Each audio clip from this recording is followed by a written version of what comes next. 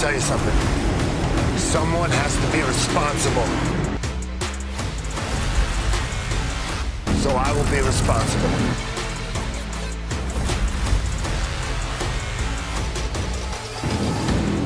People think they know what I'm about. They think they know what motivates me. They don't know anything. I have a dream of a land of opportunity.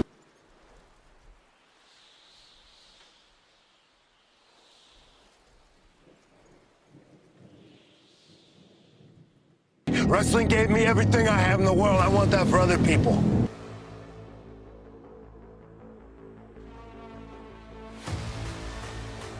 Egos out of control.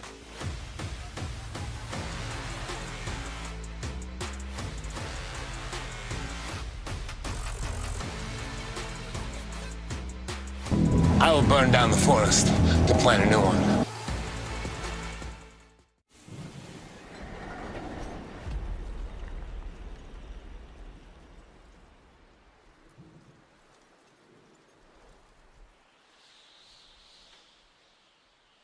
I'm not sentimental. I will do what has to be done. We will do what has to be done. We can see a better future, and we will make it happen.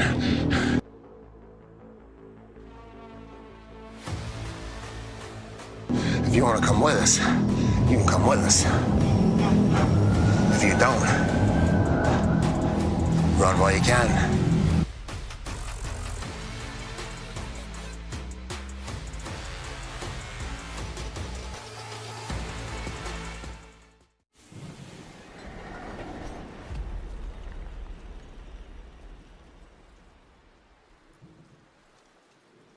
What is the new paradigm? It's very simple.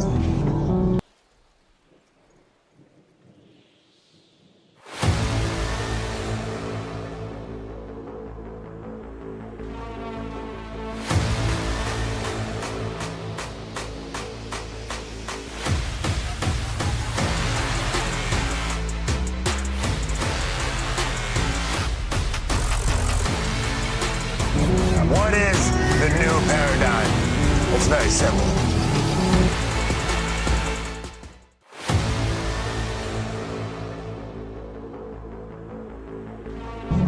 Get out of the way!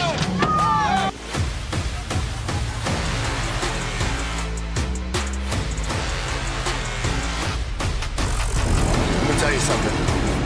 Someone has to be responsible.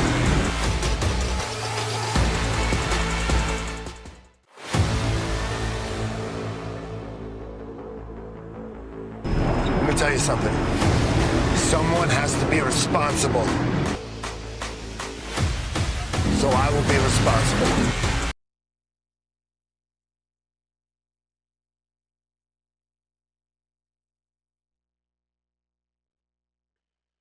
Good morning. Thank you for choosing Graps TV and The Sicko Show. I'm your host, the Matty Man. How's everybody doing today? We just getting started. I apologize. I'm trying to get caught up. We had some technical issues. Namely, we had a power glitch. I said, you know what? The minute I go live, everything's going to go to hell in a handbasket. And sure enough, it sure did. So bear with me. I'm still getting everything loaded over here.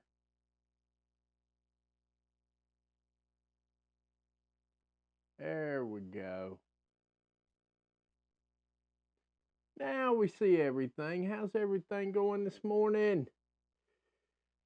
Whew, what a night, what a night, what a night, what a night, what a night. We had way too much wrestling to review yesterday, and honestly, with everybody else doing review shows, I made the executive decision, as one of my friends would say, to give it a night, let it digest. There's reasons for that. I'm going to get into it as soon as I get to the Maple Leaf Pro Wrestling section of my review. And if you're tuning in, you've been a regular viewer and you're looking at this going, what in the hee-ha-hody hell happened to your layout? I will tell you what happened to my layout. We have a deal in principle and agreement right now with Cosmic Snack, and you know what? For some reason my brain is still fried this morning. So kind of bear with me. I'm still trying to get everything loaded up. Let's see here. Bear with me. Oh, anyway, yeah, I'm sorry. I was in the middle of a train of thought and I had something else happen right there at one time. Freshen up energy. Freshen up energy. And Cosmic Snacks. Now, if you don't know what that is, Freshen Up Energy is obviously what it says it is. And I've tried a couple. I like them. So far, so good. See, I won't take a sponsor for something that I can't tell you what's going on with it, because the reality of it is, now I can't drink energy drinks like my son does. My son drinks 2 or 3 of those things in the morning and then drinks a couple of them during the day, and he just goes right off. I can't do that. I could when I was younger, but the reality of it is I can't do that now. And I understand that, and I'm good with it too.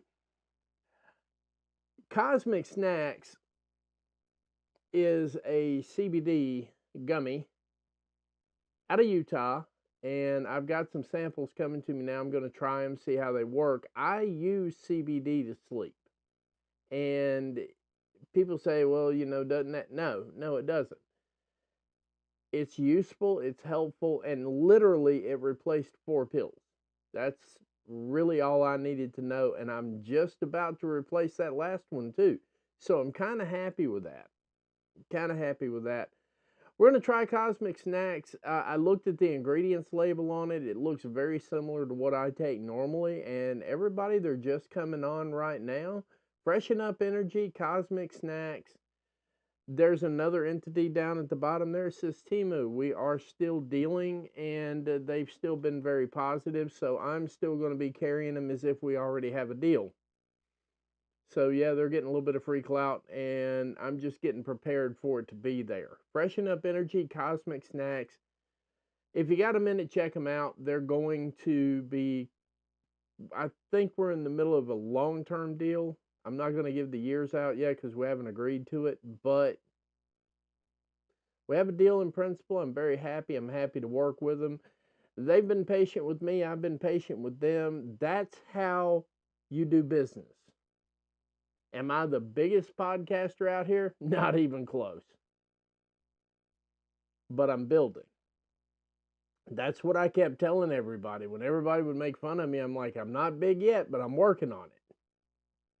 And never, ever, ever, ever, ever has it been more evident than now. I've picked them up. I'm very happy. Guys, thank you. I'm still getting used to working all that into my opening monologue, so just bear with me. I'm not used to having actual sponsors. I'm used to actually talking and just doing that part, and maybe I'll just put a script together. I don't know. I might put a little opening script together just for kicks and giggles. Bear with me, guys, especially my regular viewers. Thank you. I appreciate it. This is kind of validation of everything we've been talking about. And once again, because I dared to comment something positive about AEW. I dared to do that, guys. You know what? I've got to work on that. Maybe there's a 12-step program. I don't know. Hi, my name's Matthew, and I like AEW. Hi, Matthew. How you doing? I'm just looking to see if there's like a 12-step program, because apparently whenever I say something about AEW, or if I say something nice about Tony Khan, because Tony Khan is doing really good business this weekend, and because he's doing really good business this weekend, Scott D'Amore has a takeoff product, which we're going to get to. Now, my takes are going to be a little bit controversial about it, but I'm going to bring it all back home. I promise you.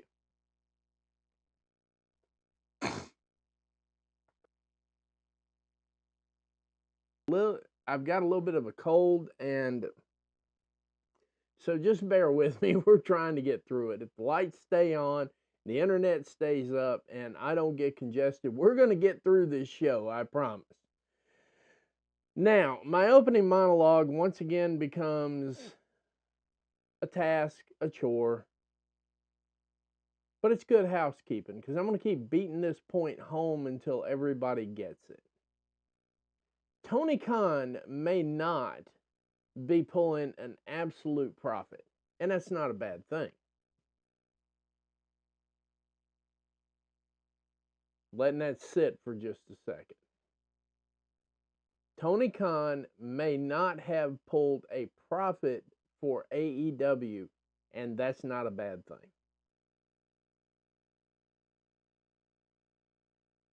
The unwashed masses go to work 9 to 5, and there's nothing wrong with that. I did it for 20 years. I went to work 9 to 5, towed the company line, whole 9 yards. File my taxes, get my little tax return back, and that's my day. That's just my day in a nutshell right there. A lot of the people in general, be it male, female, and all points in between, who come back with the same ignorant, well, I don't understand how not being profitable is doing good business. You're stupid. Yeah, somebody said that today.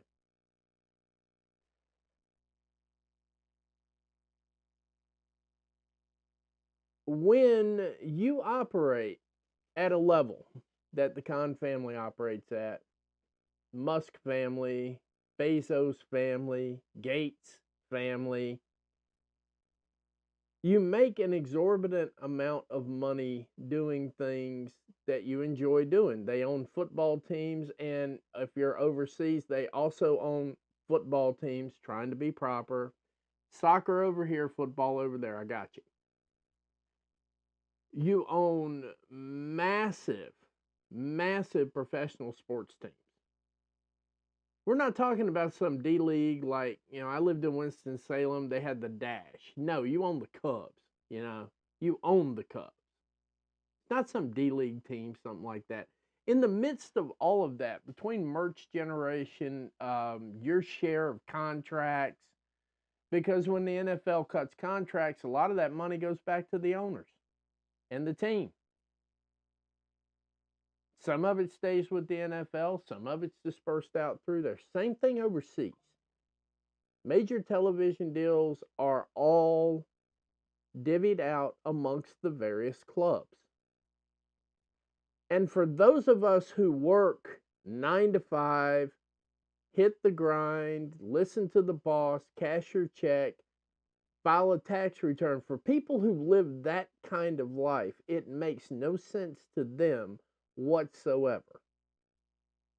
And I understand that. So that's why I'm not being as harsh or as rough in the opening as I normally would be if I've already explained this about 100 times. I've only said it a couple of times. I don't think the shows I follow, show singular actually, has said it more than a couple of times. So it's not like we've hit that rule of 6 or that rule of 10. I also played professional pool for several years. The pool room I chose to go to because it was closer to my house so I could work out. Number one, they didn't have a whole lot of people. Didn't have a whole lot of people in there.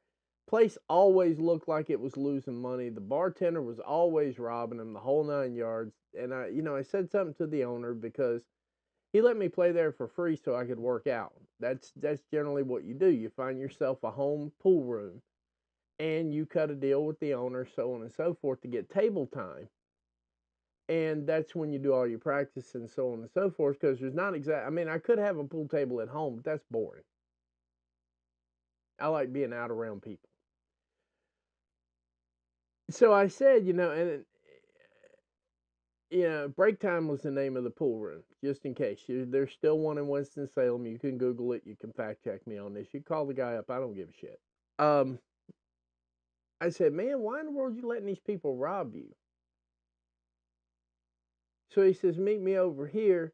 And I go over to his place on the other side of town, and man, it's standing room only. They got a line coming out the back door, the whole 9 yards. I mean, literally, people are climbing all over themselves to get in that pool room. He says, that's why I have the other pool room. The other pool room loses enough money that this one doesn't cost me. Made sense. As I got into owning my own businesses, I started to figure out that the government actually pays you to lose money.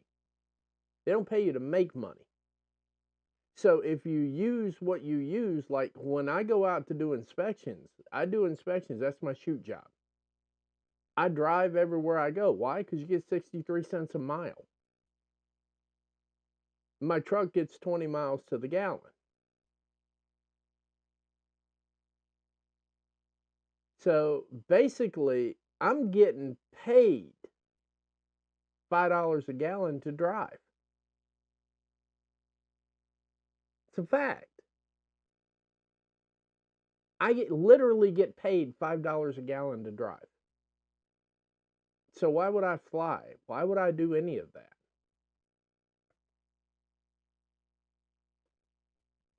Why would I? Why would I spend my own money when the government's clearly giving me 63 cents to go do it their way? Why would anybody do that?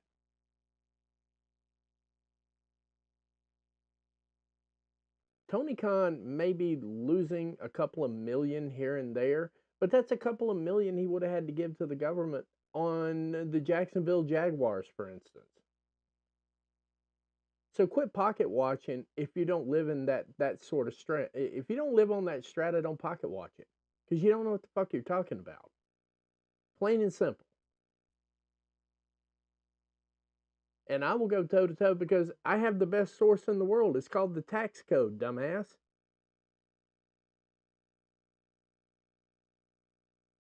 That's the ultimate source. Read your tax code. Fact check me. Please. That's why I drive everywhere I go. I make sure the miles go on my truck. You know why? They pay me $5 a gallon to drive. When you break down the tax code, and when I break in new inspectors, that's the first thing I tell them. This is a real easy job. You don't lose money if you do it the correct way. And you can take some bad jobs. See, I take some bad jobs because I make enough just driving that the bad job doesn't hurt my bottom line. So actually, I'm able to do more work than the average person in this business because I understand that simple concept. I get 63 cents a mile. Gas is $3 a gallon. Hell, they pay me $8 a gallon to drive at this rate. So why would I pay something else when the government's paying me to do it myself? That's just how it is. That's how the world works. You want to know why the one percenters are the one percenters is because they figured this shit out a long time ago. Now, I'm never going to be a one percenter and I don't aspire to be. But I understand how the system works. And you can modify it, you can do whatever you want, and blah, blah, blah, blah, blah. Let's find another way. There's always going to be a way. So while all you guys are pocket watching a privately owned company, because I do not in any way, shape, form, neither has Tony confirmed when asked straight up and blunt, direct, and to the point, I do not believe anybody owns a percentage of AEW. Now, I believe some of it might be collateral because that's something else you can do with a business. You can collateralize it based on receipts. And some of that could be collateralized. But all this crap that we've been reading all week long, and it's not even a pay-per-view week, guys. Y'all got 3 more weeks before we get this crap going. 3. Slow down, man. For those of you who don't understand what I'm talking about, every pay-per-view week, here's 3 things that are going to happen. JD's going to have a meltdown. Bully's going to have a meltdown. And Jade Cargill's going to have some rogue-ass interview talking about how shitty AEW was. And then when you ask her about it at a press scrum, she don't want to talk about it. Those are the 3 things that are going to happen that week. Write it down. Bookmark it. This is not even a pay-per-view week, guys. Chill out. Let people enjoy what they enjoy. And I'm getting ready to walk all that back around full circle in about 10 minutes because we're getting ready to go into the AEW portion of this show. I'm just going to hit the highlights on most of it. I got a couple of comments on a few things, but I'm basically doing results-oriented stuff. Collision kicked off last night with Roosh and the Beast Mortos defeating the Outrunners. They needed to be saved in this, apparently. I might have missed that. I might have been sleeping when that happened. I don't know. I wasn't there. House of Black dealt with 3 enhancement talent people, and I had a thought about this one before I saw it, and Covalent TV really confirms. A lot of times Covalent TV, when they actually do a show on something that I cover regularly, I wait for their take on things to make sure. That's a heat check for me. Just to give you an idea, it's a heat check. See where I'm at. House of Black I've been looking at as being the possible heroes, the foils, if you will, to this Blackpool Combat Club thing, which I'm going to have a good conversation about once I get through the results here. I got nothing but praise for that. I really don't. I don't have anything but praise. But yeah, the House of Black, they beat 3 enhancement guys, and it's just one of those things that, they're starting it. I'm wondering if they're not building the House of Black to go against the Blackpool Combat Club, because it was a very convincing win. Ricochet beat AR Fox. Glad to see AR Fox back. Don't get me wrong. Then he cut a promo on Takeshita. Takeshita's in his way, etc., etc., etc. Now, here's a match that I want to talk about just a minute. Chris Statlander defeated Harley Cameron and challenged Camille to a match. I want to spend a couple of minutes on developmental and how you develop talent. Harley Cameron, as I said in my article yesterday morning, that was my first year's award, because we're trying this end of the year awards thing that everybody else does, but I'm doing it a little bit differently than everybody else does because I'm not really testing the waters. I'm watching what's going on, and I'm making my decisions based on what goes on. Harley Cameron worked her ass off. Not saying that Chris Statlander didn't, because Chris Statlander worked equal to equal with her, and it was absolutely phenomenal. Harley Cameron is the breakout star of the year. She is the most improved wrestler. That spinning neck DDT thing that she did was just as good, if not better, than many of the pros. And she just whipped that out of nowhere. Like, ooh, look what I learned this week. Everything, you can tell when she's learning things. And ladies and gentlemen, unlike other women's divisions out there is not really anyone in the women's division that has a 5 moves of doom move set, and it's not cookie cutter standard. So the thing about it is, when you're having to work, like, I think, if I'm keeping count, Harley Cameron has 17 matches so far, counting this one. Out of the 17 matches she's worked, she's seen 11 different wrestling styles. And she's adapted to 11 different wrestling styles. and she's getting better at it. And she already works a mic. And I'll get to that part too, because yeah, she did a twofer. It was amazing that this wasn't considered, but it gave me an even better appreciation. I'll get to that when I get to the MLP side of things. But Harley Cameron, by year's end, beginning of next year, and I want y'all to understand, this is not a simp thing, because I promise you, my wife looks good. I promise you, I don't need to simp over anything. I promise you, I've got a 10. So this ain't that.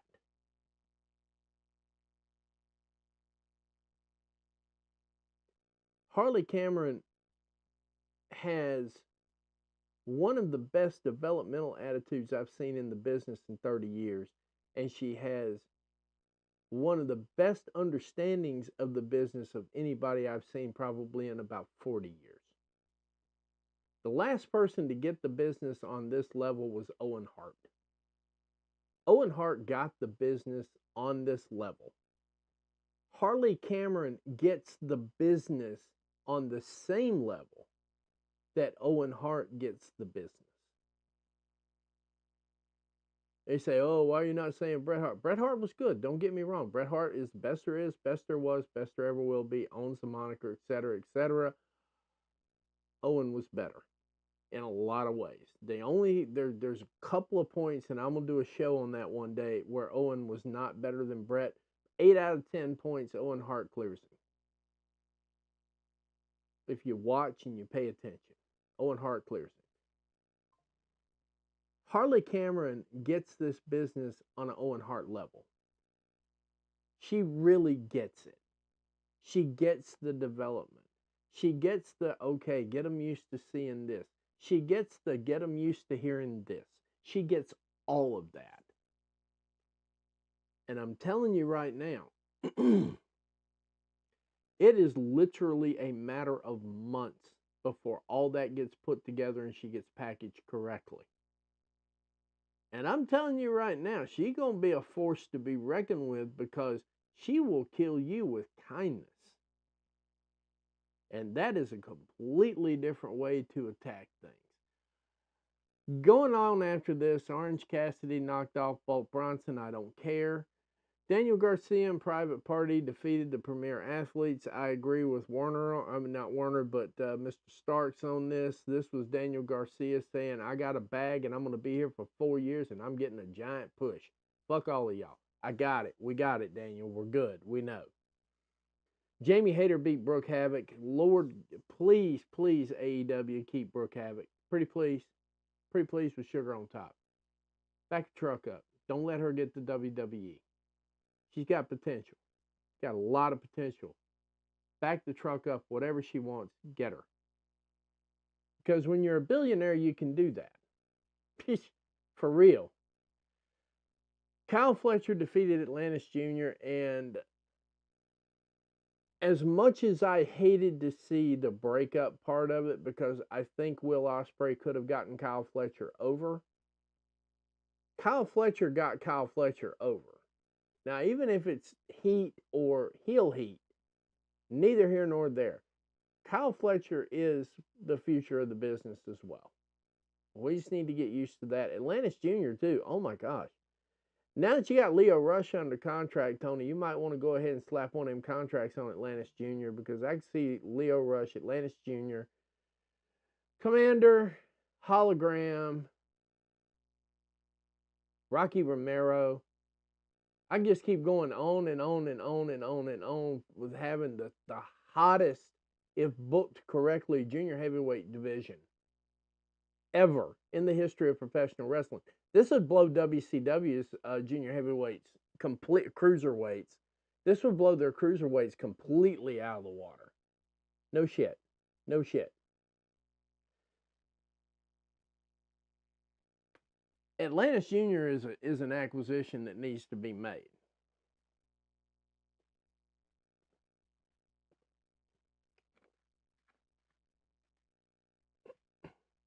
And hang on to Kyle Fletcher. That guy's got it too. There's a few people in there that have got it. They just ain't been pushed yet. And the Blackpool Combat Club defeated Top Flight to retain the AEW Trios Championships. Then, not to be outdone, Jon Moxley turns around, and because he runs everything and everybody works for him, let's just go ahead and start it all over again. And Dark Order, who attempted to make the save from the beatdown, get put in an impromptu trios match themselves. Blackpool Combat Club then defeats the Dark Order as well, in order, no pun intended. And that took us to Battle of the Belts. I'm in agreement with a lot of people. This is one of those that I consider fair criticism here. Okada does need a makeover. Okada needs something less cliche. Needs it to be less cliche. Defeated Kyle O'Reilly to retain the AEW Continental Championship. That match almost went 20 minutes. Tony, what would have been another minute and a half on that thing and protect Kyle? I mean, for real. That's what I was going to say anyway. When I saw it, I'm like, why not just go the extra minute? Time limit draws are cool. Trust me. Brian Cage and Lance Archer. I know Battle of the Belts is going away, but Brian Cage just had one of the biggest wins in his AEW career last week, and we're back to this shit. I know what you're trying to do here, and I get it. The presentation just didn't work. I got it. They beat a couple of enhancement talents in John Cruz and Jack Cartwheel. They may not be enhancement talents, but they damn sure look like it. If you keep pushing and booking Brian Cage and Lance Archer to be super duper good big guys, that's going to be bigger than you think it is. I promise you. I promise you it's going to be bigger than you think it is. I know that you just see diminishing returns for this, but walk with me. Brian Cage is a massive specimen of professional wrestler.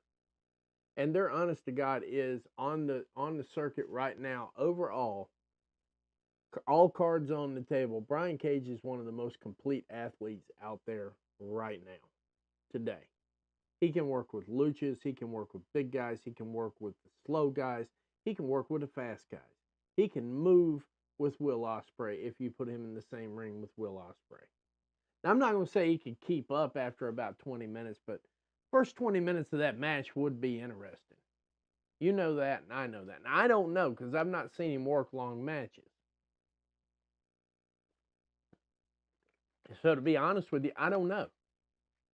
I'd have to go in there and see him work a 20, 25-minute match to see where he'd be out in the deep end. The fact of the matter, though, is he looks good doing it. And that's something you need a lot more of.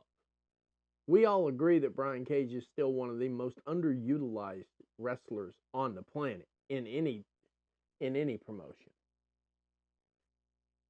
But yeah, Brian Cage and Lance Archer beat a couple of enhancement guys. And we get to the main event of Battle of the Belts. Anna Jay going against Mariah May. Can be money. There can be money in this feud. It needs a couple of tweaks. But a good start is what I considered a wake-up call, because once again, you know, these are things that I think when I'm doing my shows, and normally I'm on Saturdays. So I don't get the benefit of watching, you know, a master at work and sort of balance their views with my views. But I felt the same way going into this thing. Anna Jay has the ability to be the next big thing. Mariah May could have been the next big thing, but I really feel like since winning that title, she's been phoning these things in. It's almost like, yeah, I got the belt. I'm going to have the belt until, I think, November the whatever, and so I'm going to do what I want to do. I got it. I didn't particularly, she gives me I didn't want it vibes right now. That's something you need to work on. That's not a heel thing. That's not a face thing. That's a you're starting to bore me thing. So, and I'm not alone in feeling this way because I've seen it more than once. I've heard it more than once. So I feel comfortable and safe in saying and joining the fray and saying, you need to step your game up because people are passing you. And I mean, Anna Jay looked really good. Not from a physical standpoint, but from a wrestling standpoint. So I don't do that. Like I said, I say this all the time. My wife is smoking hot. I don't need to be looking at women for that. Don't have time for it. Her ability above and beyond. She deserved to go over in that match last night, and that's exactly what happened. She earned the right to challenge for the AEW Women's Championship, which will be 2 weeks from now on Collision. I actually have a Collision that I feel like covering in 2 weeks. This is going to be fantastic. It is going to be fantastic. But yeah, Anna Jay, Mariah May, 2 weeks Collision. We're there. I'm there. I want to see two things. I want to see out of this match. I want to see Anna work the stardom speed that I saw her work. And I want to see Mariah May work the stardom speed in return. I want to see this be a hot match. Please. Don't Britt Baker this thing. And if you've got a problem with me saying that, you're the problem.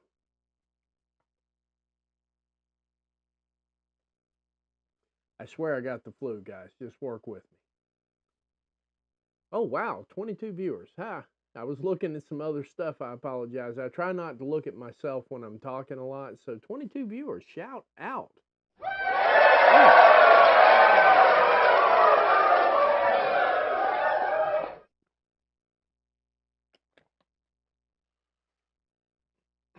All right. This is the portion of the show that deals with Maple Leaf Pro Wrestling. And before I even get into this, this deserves its own intro for a lot of reasons. There's a lot of reasons I didn't review this show last night immediately after it went off. I had mixed reaction to this show. And when something like that happens, now pay attention because this is about to get really, really good, really, really fast. I didn't get on the mic. I didn't pop the camera open the minute it went off because I had issues. I had issues with this thing. I slept on it.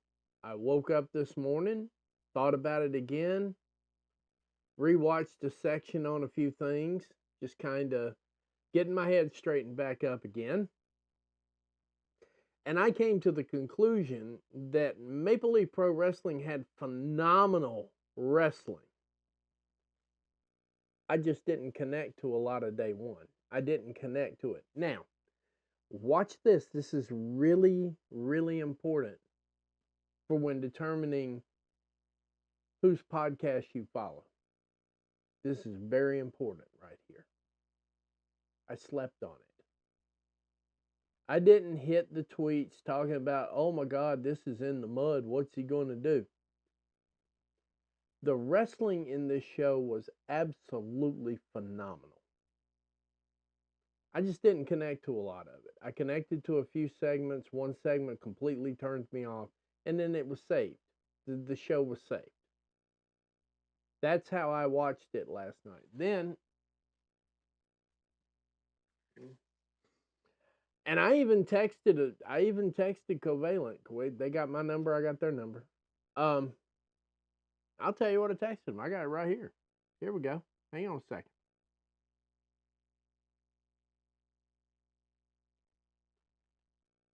at 1 o'clock in the morning, after the show was over with, I texted him and said, look, I'm giving MLP another shot tomorrow. At this point in time, I don't see the Scott love. For all the hype I felt for this pay-per-view, and it might just be me, but I wasn't feeling it. I didn't mind paying to support the cause, and the match that really sold it for me was worth half of the money. It's a 2-night event. You could buy it for $30. You buy 2 nights for $30, so it's $15 night one, $15 the other night. Now, one match really saved this entire night one show for me, but then I got to thinking about it again because at some point in time, adversity introduces a man to himself. And when I'm in the middle of deciding how I'm going to review something, because this is something I think about too, is how I'm going to review it. A lot of y'all get this stuff right here. Occasionally, I can go a different route with it. Some of you have seen a different route. Some of you have seen a more charismatic route. Some of you have seen a pretty blunt route. There's a lot of ways I address wrestling.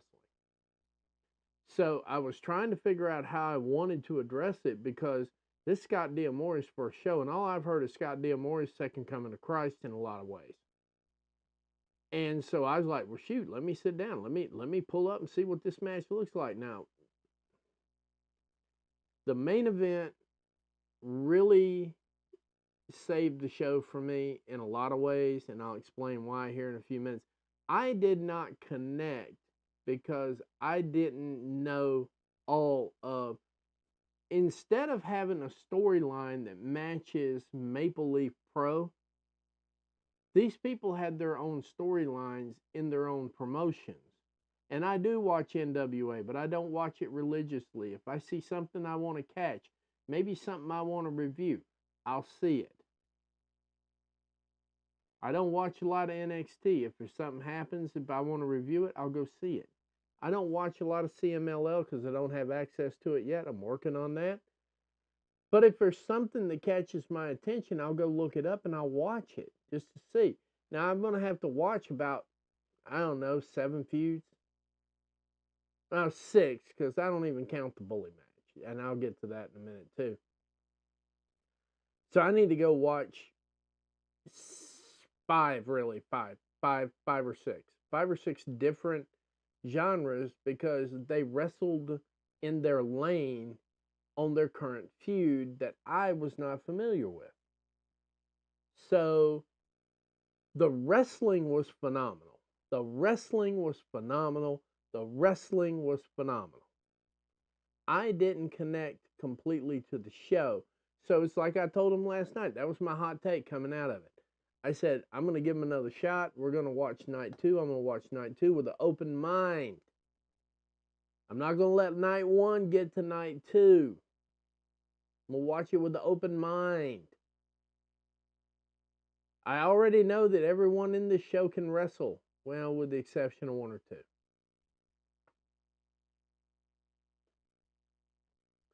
So, literally, that was my gripe with it. And guess what I did? I slept on it. I didn't hot take all over Twitter and dump crap all over the place that I was going to have to walk back, call back, or delete. Which is what a lot of y'all do when you get cooked. I know that. I'm fine with that. I get cooked every once in a while. I don't delete it. I leave it up. Like, why do you do that? I said, so I don't make the same mistake again. There's a life lesson in that for all of you, and myself included. So when I approached Maple Leaf Pro, I was literally waiting for the show to come on. I had it up. I was ready to go. That's how into it I was. I should have paid attention to storylines. I should have actually researched. I should have. Because I tell people all the time, if you're going to watch something, do some research on it so you know what you're watching. Now, if you're just channel surfing and happen across something, that's one thing.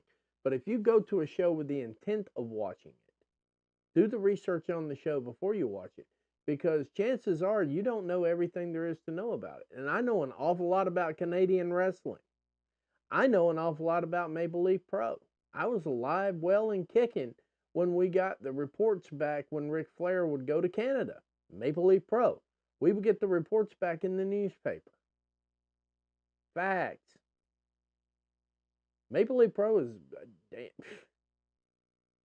next to the Hart Dungeon, the Stampede, Calgary, and all that stuff. Next to the Calgary Stampede, Maple Leaf Pro is good. It's very good. It was good in the 70s. It's good in the 80s. So reviving a promotion that's really good kind of resonated with me there, Scott. The one thing I am going to say beyond a shadow of a doubt is, if you're going to book a show like this, a little bit of press out there about the running feuds to save us a little bit of time, Scott, that'd be helpful. It really would, because let's look at this for what it is and not what I wanted it to be. What I wanted it to be was another promotion that I could look at, watch like AEW, and maybe even get crazy about. And then I started figuring out, maybe this promotion's got some stuff going on I don't know anything about. However, the wrestling was phenomenal. We're going to get into the results of it. I got a couple of comments about a couple of matches. This is basically going to be results oriented because, like I said, when I do my next show on part 2, so on and so forth, might be next Saturday or next weekend before I do it, because we're going to have to go to the mountains and do some more work again. When I do my review then, I will have had enough time to ingest everything and let it kick around in my head long enough to where I can properly say, well, and then I can spend some time too, because I'm up in the mountains. I can catch up on some of these feuds to figure some of this stuff out so that I can educate my own self. That's how you handle things you don't understand. I didn't understand hardly anything going on last night. I enjoyed the wrestling, but I felt a little left out because they were working storylines that I don't keep up with. Now, did I get on Twitter and shit my mess kid over the whole thing? No. Did I run to Facebook and put a bad faith post out? No. I slept on it.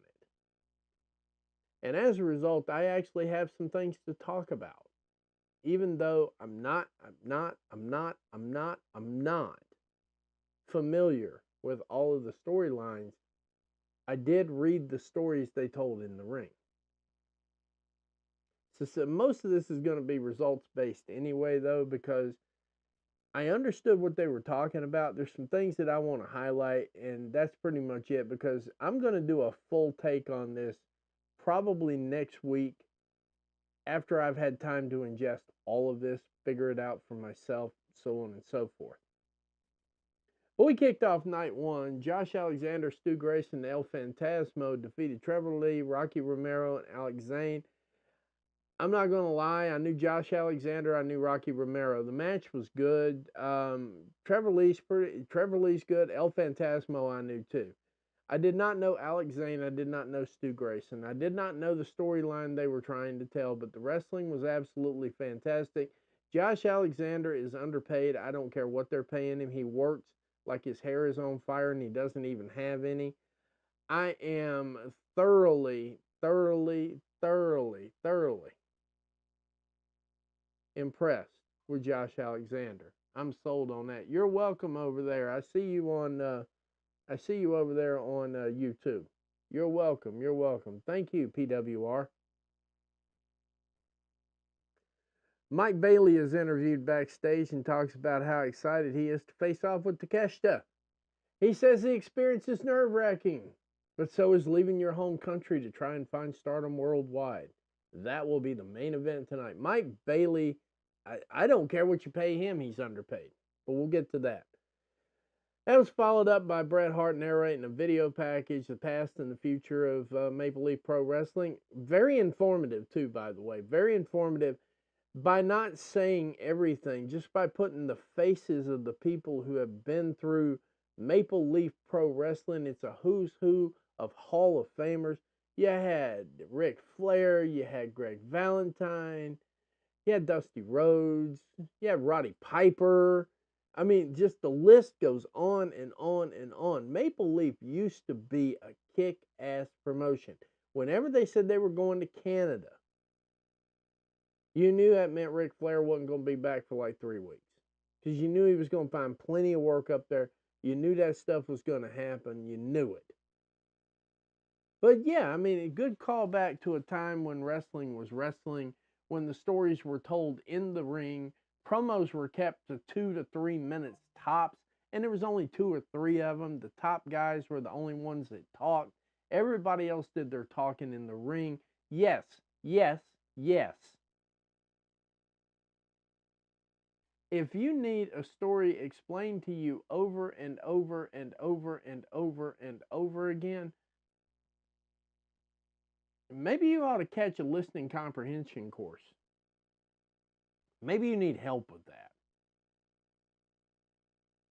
This was, I mean, like I said, you know, the first match out, Josh Alexander, totally impressed with. I was sold. Now, I didn't get the storylines. Then, right after this, bear in mind,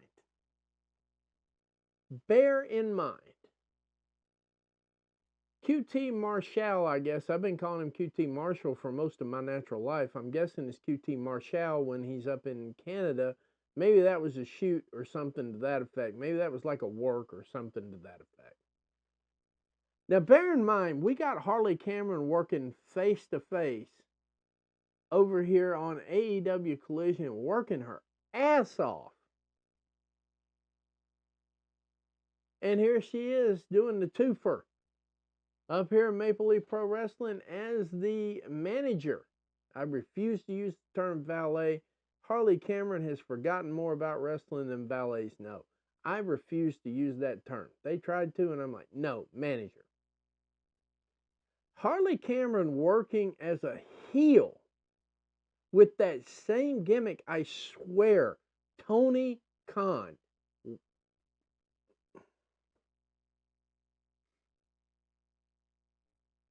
I watched her work as a heel last night on Maple Leaf Pro Wrestling. On another television screen, I'm watching her and Chris Statlander working against each other. And she's working as a face. Getting over as a face. Getting over as a heel in front of people that I am damn sure have never seen her. I am damn sure that hasn't happened. Because that is prime WWE drone territory.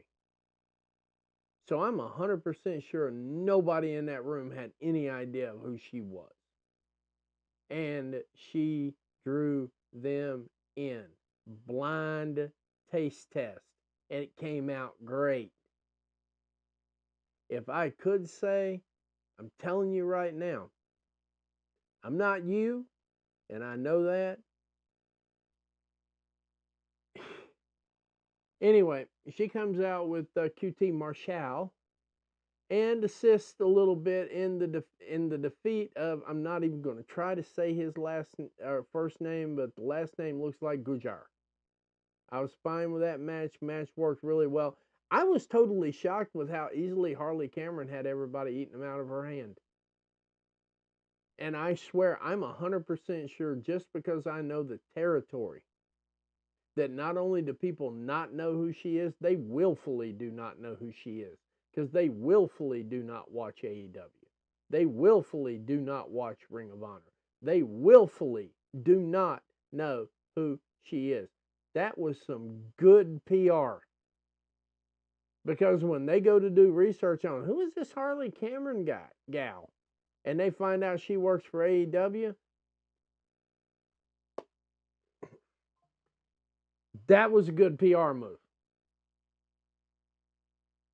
Because she literally went in there and worked heel to heel, and they were literally, she had them all right here, palm of her hand. She worked that thing, that smile, the whole 9 yards. Oh my God. This is probably, that's why I said she's the most improved wrestler of the year. I said that before the show even kicked off. And look at her sitting there proving me right. I could literally simultaneously watch her work face on one screen, heel on another, both sides. Got the whole audience in her hand. That's beyond the most improved wrestler. But I digress. Mackenzie Mitchell interviewed Kylie Ray. Kylie Ray comes out and defeats Laney Luck, Taylor Rison, and Aurora Teves. Mackenzie Mitchell interviews Josh Alexander. He says he's honored to be the first wrestler to score a pinfall in the new era of Maple Leaf Pro. I'm sorry. But he will now watch the match between Mike Bailey and Konosuke Takeshita. Tomorrow he challenges Takeshita for the International Championship.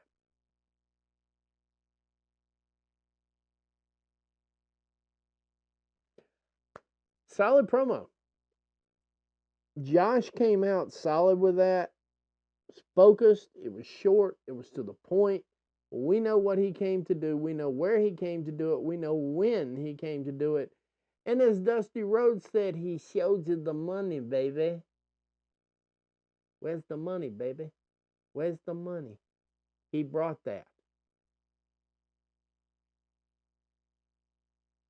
He brought that in this promo. Very good.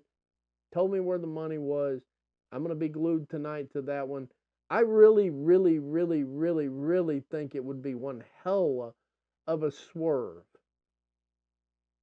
Now, I think I know how this match is going to go, but it would be one hell of a swerve if Tony Khan agreed to let them put the international title on Josh Alexander just to bring him in for a one-night-only Full Gear show. I'd be all over that.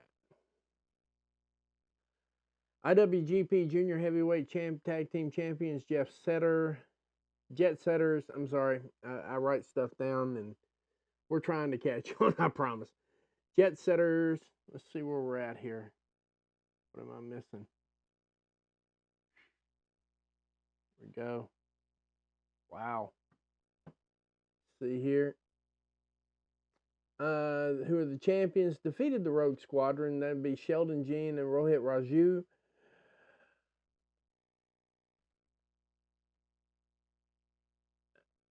And Brett Banks and Johnny Swinger. This match was all over the planet. I was trying to recollect it in my head. This match was all over the planet. I couldn't keep up with it. That's a good thing. It's not a bad thing. The wrestling was phenomenal. Once again, I was missing the storyline on this one. And they were working towards storyline, and you could tell. You could tell the way they were working the match. I just was not informed of the storyline. Scott D'Amore, if you're going to host a hodgepodge, if you're going to make like a gumbo, if you're going to make what we call hillbilly stew down here, you need to inform everybody of what the ingredients are so we can all enjoy the same meal. I get it. I get it. You had to put this thing together the way you had to put it together. I am going to say that the lack of story in this really kind of degraded the match a little bit for me. Just a little bit, not a lot. The wrestling's phenomenal. Nothing wrong with the wrestling. I just didn't have a story to go along with it. And that was really evident here because your PWA Champions Grail that follows after that with Jake Something and Rohan Raja, they told the whole story of it. They stacked it up. You stacked it up for us. I got invested. Now, I know who Jake Something is. I wasn't 100% sure of Rohan Raja. Even though I follow a lot of wrestlers, it doesn't mean that I watch everything they do, catch clips, do a few other things, so on and so forth. This match was fucking phenomenal. It deserved that fight forever thing. They worked like the rent was due last month and they were a month behind. You know, we say all the time they work like the rent was due. They worked like the rent was past due. Like they woke up this morning, realized they hadn't made a payment, got in there and worked their asses off, and it showed. God, woo, what a match. Rohan Raja did defeat Jake Something, and after the match, Raja was interviewed by Mackenzie Mitchell, who's definitely working overtime for whatever they're paying her to do the ring announcements for, because this next match after this, oh my God. Anyway, we'll get to that in a minute. Declared that he was ravenous, and wanted to defend the gold globally. All right, Ravenous. Pause. Um, you know, and we come to the portion of the show that I will openly criticize because I grew up in this era and it wasn't even funny then, and it damn sure wasn't funny last night. Bully Ray cut a promo on Raj Dejan. Called him a washed up former champion, that he would never put him through the table. Never put him to a table. Simple promo, simple, direct, to the point. And I'm like, okay, maybe Bully's going to do this one conservatively. And we don't have to worry about Bully being Bully. Nah. That just wasn't going to happen.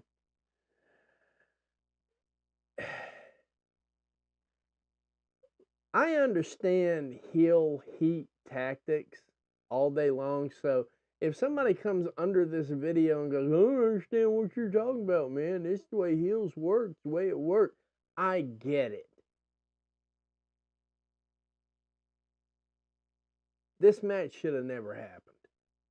Or Raj should have had somebody else to fight with, because this was not the match. This match, I will criticize for a lot of reasons. It was good, reasonable ring psychology. The ring psychology was there. Bully, you're past your prime. By a lot. This is one of the softest worked matches I've ever seen in my entire life. And Bully only got over by being a dickhead with his heat. It's the old stuff. That stuff you saw last night, we used to see it on a regular basis. Every dude did the same thing. If they don't sit down, I'm getting in my car and going home. No, you're not. You're under contract, you dumb bitch. Seriously. I mean, no. You're not getting in your car and going home. You're not doing any of that. And talking down to the lady, that might have worked for a few minutes, and then making fun of Scott's mom. I mean, really, tell your stories in the ring, or damn sure. The reviews are getting better. I'll leave it at that, but this sucked all the oxygen out of the room for me for the entire time. And it wasn't because I don't particularly like Bully, because I can give any wrestler. There are several wrestlers I've covered today that I can't stand. And you wouldn't know it. So I don't want to hear that shit either. Match probably should have been the opening match. If it had been the opening match, I think this show would have been a whole lot better for me. It just really sucked the oxygen out of the room. It was crazy. Then we were blessed with Giselle Shaw versus Mayu Yamashita. And this is the first viewing I've had of Giselle Shaw in a very long time. She is really starting to work back into herself. I was very happy with how this match came out. Giselle Shaw picking up the win. Once more, we got stories that I'm just not familiar with. And I will take time to educate myself before night 2. Trust me, I will. I will study it. I will go back in there. I will see what the storylines are that are ongoing. Mike Bailey versus Takeshita is a match of the year candidate for me. Now, see, when I said all that, I prefaced this entire show by saying I'm going to have some hot takes on Maple Leaf Pro Wrestling, but pay attention.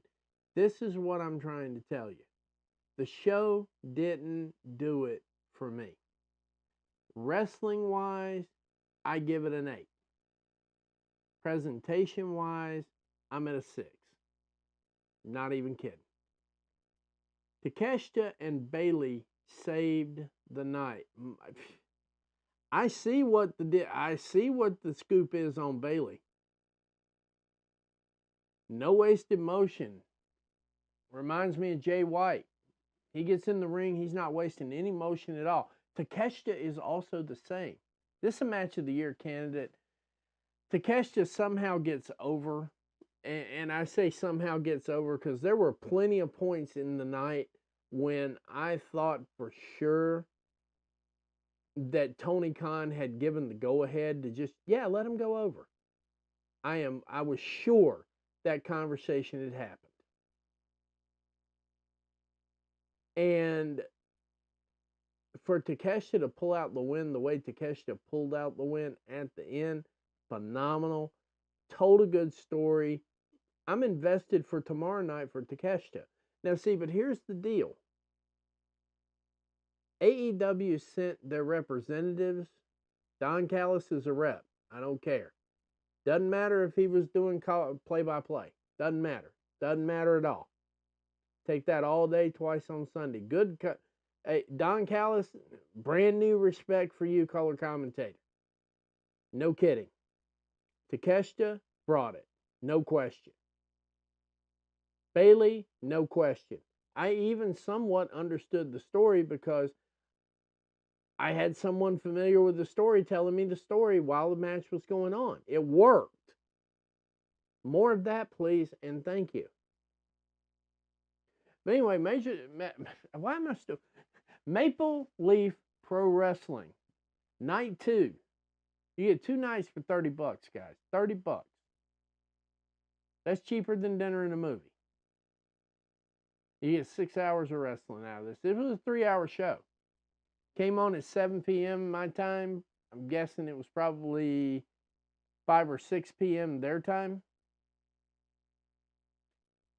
I'm not 100% sure. It kind of felt like it was.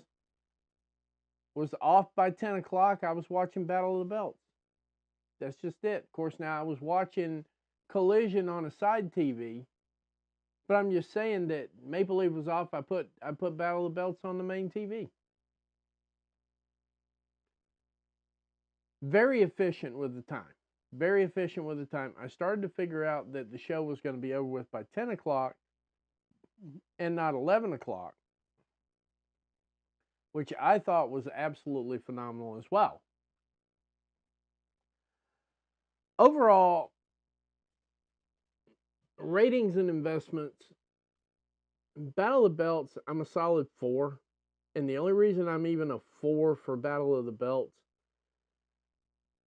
Anna Jay going over Mariah May was very heartfelt, very good. Collision, I was a solid 6 on. I was not as impressed with it as others were. Blackpool Combat Club honestly saved the show for me on that one. Maple Leaf Pro Wrestling, I'm going to give Scott a mulligan on this one. Because part of it's not Scott's fault that I don't know every storyline.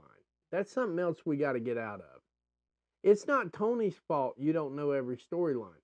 If something goes on in WWE and we're like, well, where was the story? Oh, just be patient. If something goes on in AEW, where's the story? You know, I'm cutting Scott. I'm giving Scott a mulligan on this one because I didn't know the storyline. So I'm basing it strictly on the wrestling. On the wrestling side, Maple Leaf Pro Wrestling was a 9.4. Wrestling only. Storylines, if I included it, it'd be down to a 7 itself. Not that he needs to work on that. I need to work on that. See how you handle this? See how that works? I mean, seriously, see how that works? So, I'm going to do my research for tonight as soon as I get off of this stream. Then I'm going to have the data I need to give it a solid ranking. Wrestling-wise, 9.3. 9.3, 9.4. I would even go as high as 9.5 because the Jake Something match was awesome. The Giselle Shaw match was really, really good. Takeshita, Bailey, match of the year candidate for me. The wrestling was phenomenal. I just didn't get all the stories. And that's not a bad thing. The adult in the room, me, says, okay, now I know that I need to do some research. Now the question is, do I really want to put a lot of research in for a $15 show? Yeah, I do. So when I do my next review for Maple Leaf Pro for night 2, you might see a completely different review because I might have actually educated myself. It takes 15 to 20 minutes online, guys. It's not a grueling process. You look at all the wrestlers involved, you go grab them on their websites, you look, see where they're at in their storylines. They usually have some of their storylines out there already. So then when I go to watch the show tonight, I know that Scott D'Amore is working in with a storyline of wherever the promotion is that wrestler comes from. I'll know the storyline. If I know the storyline, maybe the show will make a whole lot more sense to me from a presentation standpoint. The wrestling was off the chain. I will say that. Now, if I had jumped on this stream last night, it would have been totally different. And that's my closing for the moment here. If I had done this stream last night, it would have been 100% different. I would have told you how frustrated I was that I spent $30 for one match. Because it looks like I'll get 2 matches for my $30. That was the exact feeling I had last night. Slept on it, thought about it. Properly assigned feelings where they belong. And here I am. Night and day. And I can encourage each and every one of you to do the same. I love AEW. I like WWE in doses. I review WWE in doses when they put on a show that I feel like I can competently review without letting my bias for WWE affect the review. In other words, if I see a WWE event that's actually got some good damn wrestling in it, I'll review it. I can let the storylines go. I really can. And out of this 3-hour show last night, we had at least 2 hours and 45 minutes of wrestling out of 3 hours. Most wrestling of any show I've seen all week, including AEW, by the percentages, by everything. You say, well, that was a pay-per-view. If you've never had a house show, it's not a pay-per-view. It's your first house show. That's not going to be an easy take for people to figure out. This was not a pay-per-view, guys. You paid to see their first house show. The next house show is tonight. And if you don't understand that, you will when you see Mid-Atlantic Global Wrestling pop out on the scene. The inaugural show will be a pay-per-view, but it's still the first house show. Doesn't matter how you make it work.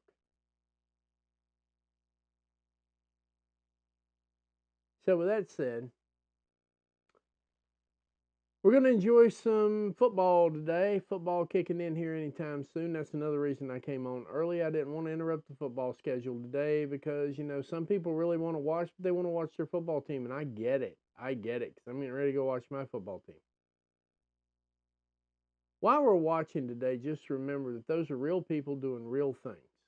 Same thing in wrestling. These are real people doing real wrestling moves, trying to entertain you with their own special style and their own way. It's not going to be perfect. And guess what? You're not perfect either. I'm not perfect. Nobody's perfect. If we were perfect, what need would there be for a lot of other things in life?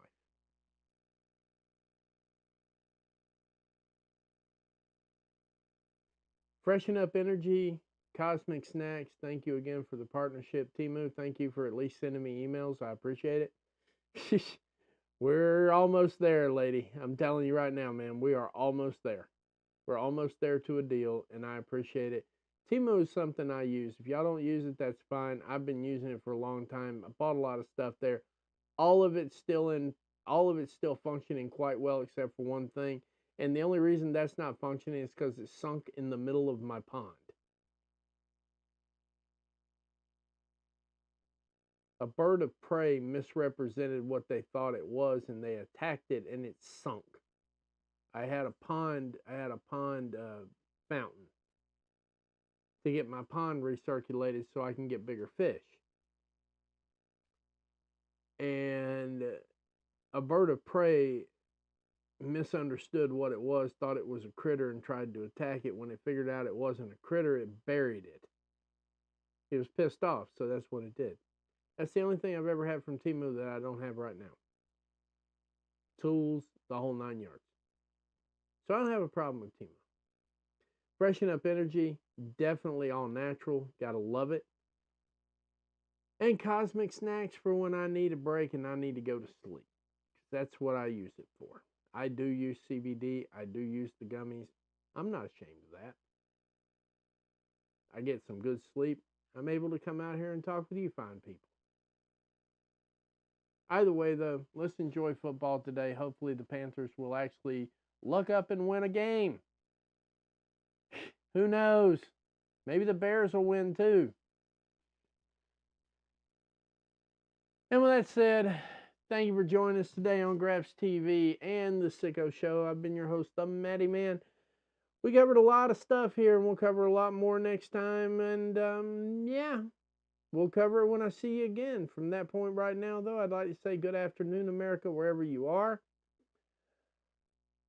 Thank you, Vicky Connor. I appreciate it. I see that you subscribed. Thank you, thank you, thank you. I see that. But good afternoon, America, wherever you are. Let's kill some football out. See you next time. Let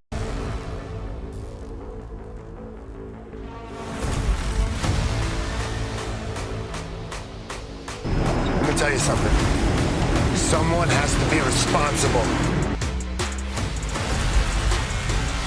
So I will be responsible.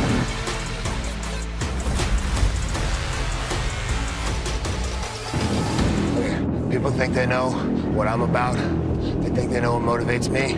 They don't know anything. I have a dream of a land of opportunity.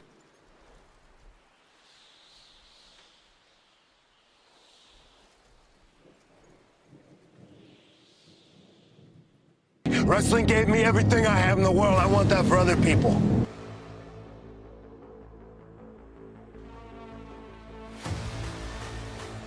Egos out of control.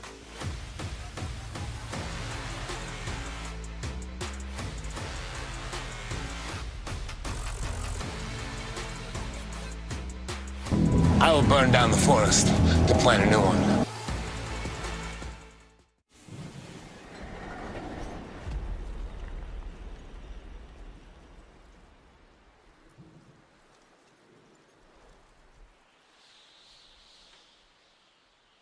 I'm not sentimental. I will do what has to be done. We will do what has to be done. We can see a better future, and we will make it happen.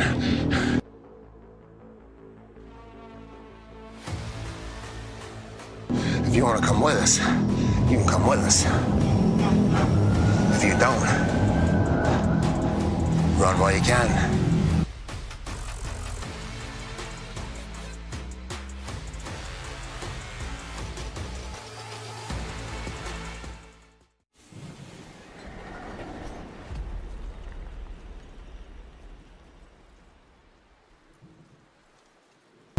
What is the new paradigm? It's very simple.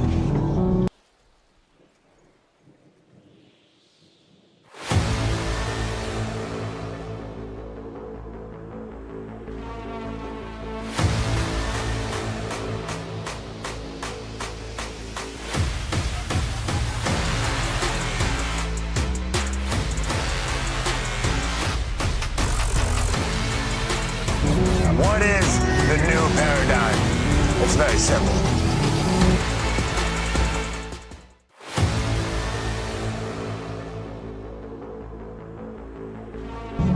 Get out of the way!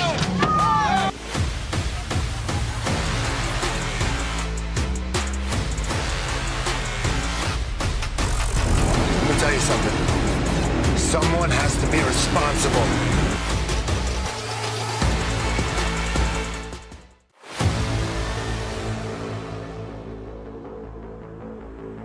Let me tell you something.